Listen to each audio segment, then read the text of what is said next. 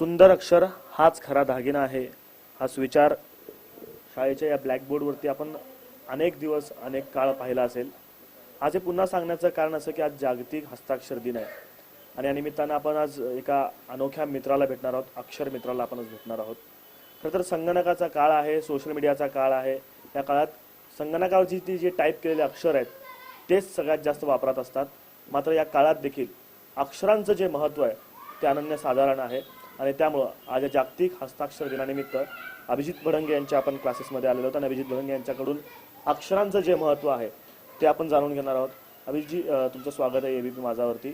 आणि जे प्रेक्षक आता एबीपी माझा बघतायत त्यांना आज आपण काही टिप्स देऊयात की सुंदर अक्षर कसं करता येऊ शकतात किंवा अक्षर सुंदर असणं किती महत्त्वाचं आहे आधी तुम्ही सांगा आणि त्यानंतर सुंदर अक्षर करण्यासाठी काय करावं लागेल. अनेकांना प्रश्न असतात की वय जसं वाढतं त्यानंतर ते अक्षर सुधारत नाहीत असं देखील बोललं जातं. मात्र हे खरं आहे का? लहानपणापासून किंवा मोठ्या झाल्यानंतर सुद्धा अक्षर कसे सुधारता येऊ शकतात? खरं तर सर्व आपल्या एबीपी माझाच्या प्रेक्षकांना मी आज जागतिक हस्ताक्षर दिनाच्या निमित्ताने मनपूर्वक अक्षर शुभेच्छा देतो. आणि मी आज तुम्हाला काही टिप्स सांगणार आहे की ज्याच्यामुळे तुमचं अक्षर आहे ते आहे त्या अक्षरांपेक्षा खूप सुंदर होणार आहे. जनरली काय असते की आपण लिहिताना कसेही लिहितो, तर मुळात सुंदर हस्ताक्षरासाठी प्रमाणबद्धता महत्त्वाची आहे. ती आज मी तुम्हाला इथे फळ्यावरती लिहून दाखवणार आहे. त्याचबरोबर अक्षरांचे काही नियम असतात तेही मी तुम्हाला इथे लिहून दाखवणार आहे.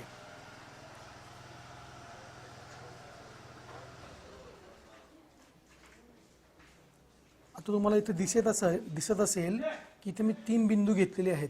तसे हे 3 बिंदू घेऊन वहीच्या 2 रेषांमध्ये अक्षरे लिहायची असतात.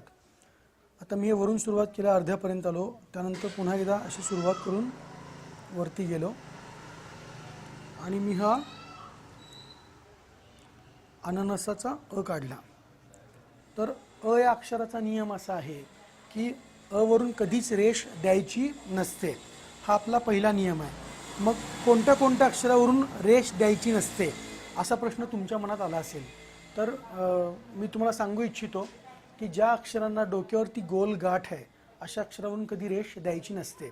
आधी मी तुम्हाला सगळे स्वर दाखवतो लिहून इथे अ पासून आहापर्यंत, नंतर मी तुम्हाला काही नियम सांगतो.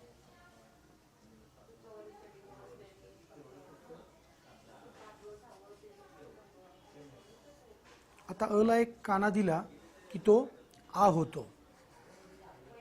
त्यानंतर ई,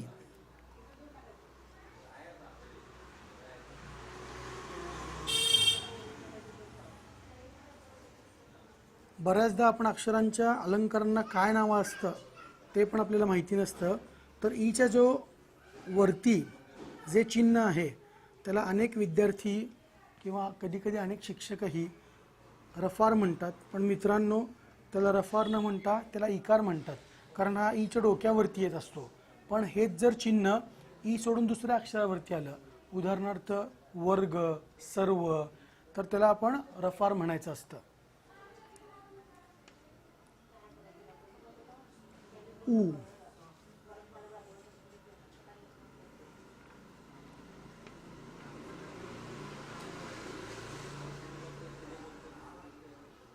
उकार थोडासा खालून घ्यायचा असतो ऊचा. आणि माऊली या शब्दामध्ये, माऊली जेव्हा शब्द आपण लिहितो तेव्हा ऱ्हस्व उ लिहायचा असतो. माऊली शब्दामध्ये दीर्घ उकार येत नाही.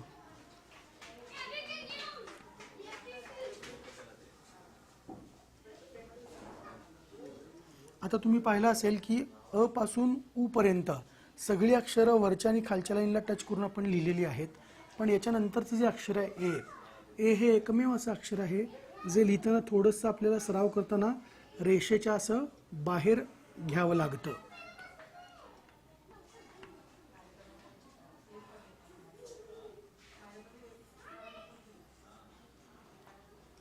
मात्रा देत असताना सुद्धा त्याला प्रमाणबद्धता असते. जसे आपल्याला अवयव असतात तसे अक्षरांना सुद्धा अवयव असतात. पूर्वीच्या काळी 12 खडी असायची, पण आता 14 खडी आलेली आहे. अ, आ, इ, ई, उ, ऊ, ए, ऐ, ओ, औ, अम आणि आहा ही पूर्वीची 12 खडी आहे. पण त्याच्यामध्ये 2 स्वर प्रविष्ट झालेली आहेत. ते आहेत ॲ आणि ऑ. आता ओ आणि औ मध्ये फरक काय असतो तर ओला एक मात्रा असतो आणि औला 2 मात्रे असतात. पण दोन्ही मात्रा कानावरतीच आली पाहिजे. बऱ्याचदा आपण पाहतो एक मात्रा इथे असतो दुसरा मात्रा इथे असतो, पण तसं घेणं चुकीचं आहे. दोन्ही मात्रे एकाच रेषेवरती एकाच कानावरती आली पाहिजे. ओ औ अम आणि आहा.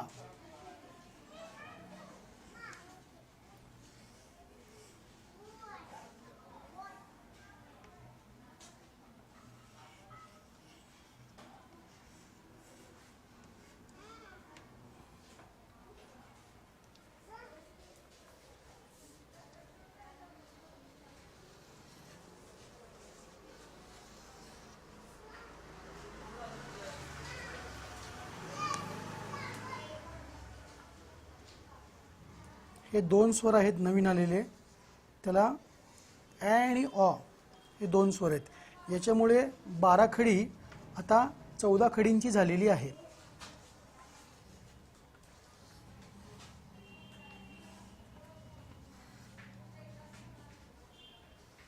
ॲ आणि ऑ. आता हस्ताक्षर सुंदर करण्यासाठीचा एक महत्त्वाचा एक्सरसाइज मी तुम्हाला सांगणार आहे. तो म्हणजे जर तुमच्या घरामध्ये कोणी लहान मुलं असतील, स्टुडंट्स असतील, तर त्यांना ही बेसिक एक्सरसाइज अवश्य शिकवा. ती एक्सरसाइज अशी आहे की आधी एक सर्कल घ्यायचा आणि हा सर्कल घेतल्यानंतर याच्यामध्ये एक उभी रेष, एक आडवी रेष, एक रेष उजवीकडून डावीकडे, एक रेष डावीकडून उजवीकडे. आपण याला व्हील एक्सरसाइज किंवा बेसिक एक्सरसाइज असं म्हणतो. या एक्सरसाइजचं एक वैशिष्ट्य असं आहे की हस्ताक्षर सुंदर होण्यासाठी ज्या ज्या रेषा आवश्यक आहेत त्या गोलाकार रेष आहे, उभी रेष आहे, आडवी रेष, तिरपी रेष, सर्व प्रकारच्या रेषा या एक्सरसाइजमध्ये आपल्याला मिळतात. पुढचा एक नियम असा आहे, मगाशी मी तुम्हाला सांगितल्याप्रमाणे आपल्या मराठी अक्षरांमध्ये काही अक्षर असे असतात की ज्यांच्या डोक्यावरती गाठ असते. उदाहरणार्थ आता मी तुम्हाला काही अक्षरांचं प्रात्यक्षिक इथे दाखवतोय.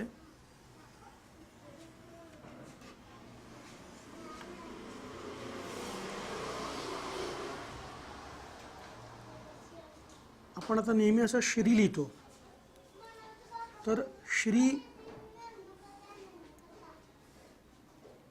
या अक्षराला डोक्यावरती गाठ आहे. तर गाठवाल्या अक्षरांचा एक नियम असा असतो की त्याच्या वरून कधी रेष द्यायची नसते. जर तुम्ही वर्तमानपत्रातल्या मोठ्या बातम्यांचं निरीक्षण केलं तर तुमच्या लक्षात येईल की गाठवाल्या अक्षरांवरून कधी रेष गेलेली नसते. मग आता हे बघा, तुम्हाला एक उदाहरण म्हणून एक नाव लिहून दाखवतो इथे.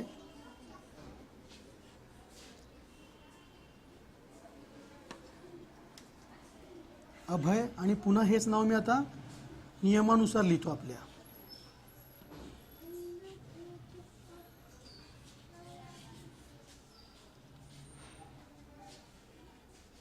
हे दोन्ही एकच नाव आहे, अभय आणि अभय. पण दिसायला कोणतं छान दिसतं तर खाली जे मी अभय नाव लिहिलेलं आहे ते छान दिसतं. कारण का, त्याच्यावरून मी रेष दिलेली नाही आहे. मग आता तुमच्या मनामध्ये एक प्रश्न आला असेल की अला गाठ नाही आहे तरीही अ वरून रेष जात नाही. का बरं? कारण अ हा अपवाद आहे. काही अक्षर अपवाद असतात. त्याच पद्धतीने आता भ,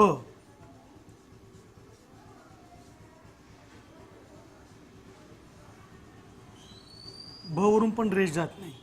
भ, थ, गाठवाला अक्षर आलं की आपली लेखणी जी आहे ती आपोआपच आपसुकच थांबायला हवी.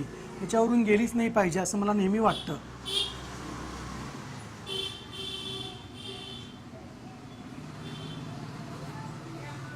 धनुष्याचा, धाडसाचा ध, त्याच्यावरून रेष जात नाही. क्षत्रियचा क्ष, क्ष वरून सुद्धा रेष जात नाही. फक्त याला आणखी एक अपवाद असा आहे की शहराचा श किंवा शहामृगाचा जो श आहे त्याच्यावरून मात्र रेष जाते. जसं मगाशी मी तुम्हाला सांगितलं की अ ला डोक्यावरती गाठ नसताना वरून रेष जात नाही, तशाच पद्धतीने इथे श ला गाठ असताना त्याच्यावरून रेष द्यावी लागते. त्यानंतर आणखी एक मी तुम्हाला एक्सरसाइज सांगतो. ज्यांची अक्षर, आता बऱ्याच जणांचं म्हणणं असं असतं की सर माझं अक्षर तिरपं येतं, तर त्या विद्यार्थ्यांसाठी मी एक इथे एक्सरसाइज देतोय. ह्या 3 लाईन्समध्ये ना एक लाईन अशी मोठी घ्यायची उभी, एक लाईन छोटी घ्यायची, एक लाईन मोठी घ्यायची एक लाईन छोटी घ्यायची, पुन्हा एक लाईन मोठी घ्यायची, एक लाईन छोटी घ्यायची. ही एक्सरसाइज असं केल्यानंतर असे 3 बिंदू घेऊन, जसे मी इथे 3 बिंदू घेतलेत तसे 3 बिंदू घेऊन तुम्ही या अक्षरांचा सराव करू शकता. असे केल्याने तुमच्या हस्ताक्षरामध्ये निश्चितपणे सुंदरता येईल. ही मी आजच्या जागतिक हस्ताक्षर दिनी तुम्हाला खात्री देतो. आणि सर्व प्रेक्षकांना पुन्हा एकदा हस्ताक्षर दिनाच्या शुभेच्छा आणि ABP माझाचे मी पुनश्च एकदा आभार मानतो. आणि महत्त्वाचा अनेकांच्या मनात प्रश्न असतो की सर मी कोणता पेन वापरू, तर तुम्ही हस्ताक्षराचा सराव करत असताना शक्यतो शाईच्या पेनाचा वापर करा, ज्याला नीब असते. जर तुमच्याकडे शाई पेन नसेल तर तुम्ही ट्रायमॅक्सचा पेन वापरा, त्याच्यामुळे आपलं अक्षर सुंदर येऊ शकतं. आणि कोणत्याही कला शिकत असताना रियाज हा महत्त्वाचा असतो. मग रोज मी किती लिहू असा एक प्रश्न असतो लोकांच्या मनात. तर रोज तुम्ही जेवण करता तसं रोज तुम्ही सराव जास्तीत जास्त करा. 20 मिनटं करा, 30 मिनटं करा, किंवा तुम्हाला जर वेळ मिळत असेल तर नियमितपणे 1 तास सराव केल्यास निश्चितपणे तुमच्या हस्ताक्षरामध्ये फरक पडतो. सुंदर हस्ताक्षर हाच खरा दागिना आहे. इथे आपण सुविचार आत्ता वाचला आहे. तिथे पुढे जाऊन मला असं सांगावंसं वाटतं सर्व प्रेक्षकांना की मित्रांनो, सुंदर हस्ताक्षर हाच खरा दागिना आहे जो चोरालाही चोरता येत नाही. क्या बात आहे. खरं तर अत्यंत तुम्ही त्याच्यात सुविचारामध्ये ॲडिशन जे सांगितलं ते देखील महत्त्वपूर्ण आहे अभिजित सर. मला एक, मी जसं सुरुवातीला म्हणालो होतो की अनेक लोकांमध्ये असा संभ्रम असतो की लहान वयातच अक्षर सुधारतात, मोठे झाल्यानंतर अक्षर सुधारू शकत नाही. याबद्दल किती तथ्यता आहे? कारण अनेक मान्यवर देखील तुमच्याकडे शिकायला येत असतात, त्यामुळे ते जे लोक जे वयानं मोठे आहेत त्यांना अक्षर सुधारता येऊ शकतात. मी नुकतंच आपल्या सोलापूर शहराचे काही दिवसांपूर्वी मी नुकतंच आपल्या सोलापूर शहराचे जे DCP मॅडम आहेत, deputy commissioner of police doctor Vaishali Kadukar madam आणि ACP doctor Preeti Tipre madam, त्या दोघीही माझ्यापेक्षा वयाने खूप मोठ्या आहेत. मी त्यांना हस्ताक्षर सुंदर करण्याचं प्रशिक्षण दिलं आहे आणि दोन्ही मॅडमचं हस्ताक्षर जवळपास 1 महिन्यामध्ये सुंदर झालेलं आहे. लोकांच्या मनात हा गैरसमज आहे की आता मी 40शीला आलो आहे, आता माझं वय 50 आहे, माझं अक्षर सुंदर होईल का? खरं तर मित्रांनो, मी तुम्हाला सांगू इच्छितो की कोणतीही कला शिकायला, कोणतीही कला आत्मसात करायला वयाचं बंधन नसतं. आणि तुमची जर इच्छाशक्ती तीव्र असेल, सराव करायची मानसिकता असेल तर निश्चितपणे तुम्ही कोणतीही कला अवगत करू शकता. आणि हस्ताक्षर ही आपल्या प्रयत्न साध्य कला आहे. मी माझ्या स्वतःच्या आईला, सुनीता मुकुंद भडंगे असं माझ्या आईचं नाव आहे, माझ्या आईला ती जेव्हा 52 वर्षांची होती तेव्हा मी तिला हस्ताक्षर शिकवलं. आणि आज आमची आई 60 वर्षाची आहे. 8 वर्षापूर्वी मी अक्षर शिकवलं आईला, पण आजही तिचं अक्षर, जेव्हा ती रांगोळी लिहिते किंवा एखादं पत्र लिहिते तरी तिचं अक्षर सुंदरच येतं. आणि हे हस्ताक्षराचं सर्व श्रेय माझे गुरुवर्य इंजिनियर मधुसूदन रायते सरांना मी देतो. त्यांच्याकडे मी हस्ताक्षराचे धडे घेतले आणि आज मी अनेकांना हस्ताक्षराचं मार्गदर्शन करतोय. खरं तर जी अक्षरांची चळवळ आहे, ती चळवळ निर्माण करण्याचं काम जे आहे ते अभिजित भडंगे यांनी केलेलं आहे. सोलापुरातले अनेक लोक आहेत, अनेक विद्यार्थी आहेत ज्यांना अक्षर सुंदर करण्यासाठी ते प्रयत्न करत असतात. त्यांचे क्लासेस आहेत, ते वर्ग घेतात, वेगवेगळे असतात, प्रशिक्षण शिबिरं घेतात, त्याच्या माध्यमातून जे ते विद्यार्थ्यांचे अक्षर सुधारण्यासाठी प्रयत्न करत असतात. जर तुम्ही माझ्या आजूबाजूला बघत असाल तर अनेक लोकांचे पत्र आहेत, ज्या पत्रांच्या माध्यमातून अनेक मान्यवर लोकांनी त्यांना त्यांच्या अक्षरांबद्दल कौतुक केलेलं आहे, शुभेच्छा दिलेल्या आहेत. म्हणजे केवळ भारतात नाही तर भारताच्या बाहेर देखील, भारताच्या बाहेरच्या लोकांनी देखील तुमचं कौतुक केलेलं आहे. होय, माझ्याकडे पूर्वी असं होतं की माझ्याकडे बरेच मान्यवरांची पत्र आहेत. त्याच्यामध्ये सगळे आपल्या भारतातले मान्यवर आहेत, त्याच्यामध्ये साहित्यिक आहेत, कवी आहेत, प्राध्यापक आहेत, लेखक आहेत. पण मला असं वाटायचं की बाबा आपल्या फाईलला कोणाचं तरी एखाद्या परदेशातल्या मान्यवराचं पत्र असायला हवं. माझे एक मित्र आहेत सुधीर डोरले म्हणून, मी त्यांच्याजवळ हे बोलून दाखवलं की सर माझ्याकडे एकही परदेशातल्या व्यक्तीचं, मान्यवरांचं पत्र नाही आहे. तर त्यांनी मला असं सुचवलं की तुम्ही एक पत्र लंडनच्या रॉयल फॅमिलीला लिहा. लंडनच्या रॉयल फॅमिलीमध्ये 24 जुलै 2013ला राजपुत्र जन्मला. मग मला असं वाटलं की आपण त्यांना पत्र लिहून अभिनंदन करावं. मग म्हणून मी ती वेबसाईट व्हिजिट केली लंडनच्या रॉयल फॅमिलीची. तर तिथे एक नियम असा आहे की आपण एखाद्या मित्राला डिअर फ्रेंड किंवा ऑनरेबल सर असं लिहू शकतो. पण त्या रॉयल फॅमिलीचा एक नियम असा आहे की तुम्ही ज्यांना कोणाला पत्र पाठवत आहे, राजा असू दे किंवा राणी असू दे, त्यांच्या नावापुढे तुम्हाला HRH असं लिहावं लागतं. त्याचा अर्थ असा की हिज रॉयल हायनेस किंवा हर रॉयल हायनेस. तसं लिहून मग तुम्हाला पुढचा महिना लिहावा लागतो. मी पत्र लिहिलं आणि मी जेव्हा पोस्टामध्ये गेलो तर तिथली एक गंमत वेगळीच आहे, ती मी सांगू इच्छितो. तिथे गंमत अशी झाली की त्या मॅडम म्हणाले, पोस्ट मास्तर मॅडम, की हे तुम्ही जे काही पत्र लिहिलं आहे ते आम्हाला एकदा वाचून पाहायचं आहे, कारण तुम्ही मान्यवरांना राजघराण्यामध्ये पत्र पाठवताय. मग त्या मॅडमनी पुन्हा मी मॅडमसमोर एन्व्हलप ओपन केलं आणि पत्र वाचायला दिलं. त्या मॅडमनी पण माझ्या अक्षरांचं कौतुक केलं. ते म्हणाले, सर तुमचं अक्षर खूप सुंदर आहे. आणि त्यांनी पत्र पूर्ण वाचलं आणि त्यांनी ती मान्यता दिली पाठवायला. मग पत्र पाठवायला आपलं पत्र त्यांच्यापर्यंत जायला 15 दिवस लागतात आणि त्यांचं पत्र आपल्याकडे यायला फक्त 6 दिवस लागतात. कारण ते पत्राला उत्तर देत असताना रॉयल मेलनी पत्रोत्तर देतात आपल्याला, आपण मात्र रेग्युलर पत्रानेच पाठवत असतो. तर माझ्याकडे आज लंडनच्या रॉयल फॅमिलीचे जवळपास 10 पत्रसंग्रही आहेत. त्यानंतर आपले मेन वर्सेस वाईल्ड डिस्कवरी वाहिनीवरती जो कार्यक्रम आहे त्याचे बेअर ग्रिल्स, त्यांच्या वाढदिवसाला मी पत्र लिहिलं होतं, त्यांचं मला पत्रोत्तर माझ्या संग्रही आहे. त्यानंतर 2014 साली ज्या मिस वर्ल्ड झाल्या होत्या साऊथ आफ्रिकेच्या रोलेन स्ट्रॉस, त्यांचं तर हस्ताक्षरातलं पत्र माझ्याकडे आहे. त्याचबरोबर कविवर्य मंगेश पाडगावकर, प्राध्यापक प्रवीण दवणे सर, माझे गुरुवर्य हस्ताक्षर तज्ज्ञ मधुसूदन रायते सर, आपले देशाचे पंतप्रधान माननीय नरेंद्रजी मोदी सरांचं पत्र माझ्या संग्रही आहे. असे खूप लोकांचे पत्र माझ्या संग्रही आहेत. आजच्या हस्ताक्षर दिनानिमित्त मी तुम्हाला एक सांगू इच्छितो की तुम्हीसुद्धा, हल्ली लोक म्हणतात की कोणी कोणाला पत्र पाठवत नाही, पण असं काही नाही आहे मित्रांनो. मी स्वतः दर महिन्याला किमान 300 ते 350 पोस्टकार्ड्स लिहितो आणि त्याचे मला उत्तर येतात. तुम्हीही आज निश्चय करा की मीही येणाऱ्या काळामध्ये माझ्या भावाला, माझ्या बहिणीला, माझ्या नातेवाईकांना मी पत्राद्वारे स्वहस्ताक्षरात पत्र लिहून शुभेच्छा देईन. खूप खूप धन्यवाद अभिजितजी. खरं तर सुंदर अक्षर हे व्यक्तिमत्वाची ओळख असतात आणि व्यक्तिमत्वाची वेगळी ओळख निर्माण करण्यासाठी जे आज अभिजित यांनी टिप्स दिले आहेत ते आपण पालन करूयात. आणि आजच्या हस्ताक्षर दिनाला त्यांनी जसं सांगितलं तसं निश्चय करूयात की दररोज किमान किंवा महिन्यातून किमान 2 ते 4 पत्र आपण किमान लिहू शकतो. ते पत्र लिहून आपल्या प्रियजन असतील, आपले मित्र असतील, त्यांना त्याच्या माध्यमातून शुभेच्छा देऊयात आणि त्यामधून एक वेगळी ओळख जी आहे ती आपली निर्माण करूयात. कॅमेरामॅन अयुब कंदेसह आफताब शेख, एबीपी माझा, सोलापूर.